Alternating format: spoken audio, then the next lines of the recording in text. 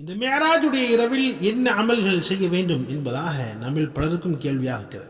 இந்த ரஜபுடைய மாதமான இந்த மாதத்தில் மேராஜுடைய இந்த இரவில் நாம் செய்ய வேண்டிய அமல் என்னவென்று சொன்னால், நாம் உறுதி எடுக்க வேண்டும். நாயகம் ஸல்லல்லாஹு அலைஹி வஸல்லம் மேராஜுக்கு போய் தொழுகையை கொண்டு வந்தாங்க.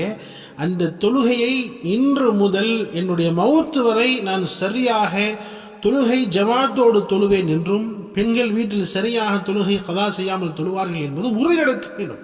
நாயகம் ஸல்லல்லாஹு அலைஹி வஸல்லம் அவர்களுக்கு அல்லாஹ் 3 பரிசுகளை கொடுத்தான். அதில் மிக முக்கியமான பரிசு தொழுகை.